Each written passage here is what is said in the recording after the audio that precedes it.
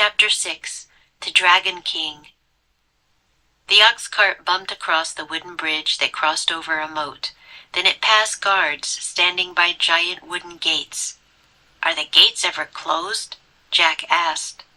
"Oh yes, every day at sunset," said the scholar.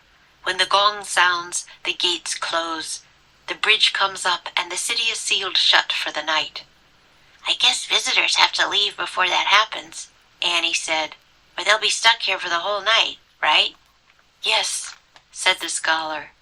The cart bumped between the city gates. Rows of small houses were bunched together on either side of the street. They were made of mud with straw roofs. People cooked over outdoor fires. They washed their clothes in wooden tubs. As the ox cart bumped along, the houses got larger. These were made of painted wood and pottery tiles. They all had curved roofs. "Why are those roofs like that?" asked Jack. "To keep away the bad spirits," said the scholar. "How do they do that?" said Annie. "The spirits can only travel in straight lines," said the scholar. "Wow," whispered Annie. The cart went by some open tea shops. Then it passed a large market square filled with stalls and shoppers. People were buying and selling fish, chickens, firewood, wagon wheels, silk cloth, furs, and jade jewelry. Some people were lined up at a stall filled with tiny cages. "What's for sale there?" said Annie. "Crickets," the scholar said. "They make good pets. You can feed them tea leaves and enjoy their delicate song."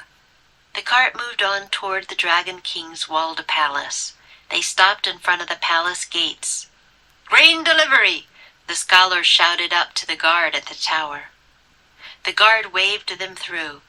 Inside were beautiful gardens and huge mounds of earth surrounded by a low brick wall. "That is the imperial burial grounds," said the scholar, pointing at the mounds. "Who is buried there?" asked Jack. "The ancestors of the Dragon King," said the scholar. "What are ancestors?" Annie asked. "They are the people in your family who lived before you," said the scholar. "Some day the Dragon King himself will be buried there. 300,000 workers have been building his burial tomb." "Oh, man," said Jack. He looked over his shoulder at the burial grounds. He wondered why it took so many workers to build a tomb. "No," said the scholar. Jack whirled around. "What's wrong?" he asked. The scholar pointed at the palace courtyard. A dark cloud of smoke was rising into the sky. "Fire!" said the scholar. "The books!" said Jack. "Hurry!" said Annie. The scholar snapped the reins. The oxen trotted up the stone path.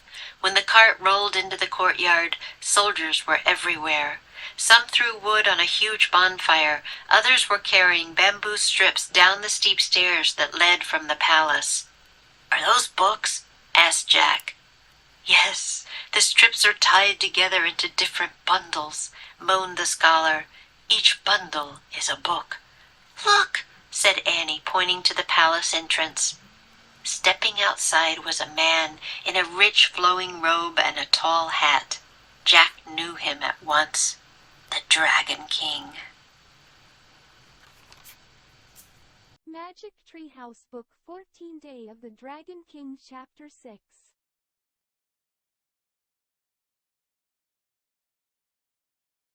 Bump across. The ox got bumped across the wooden bridge that crossed over a moat.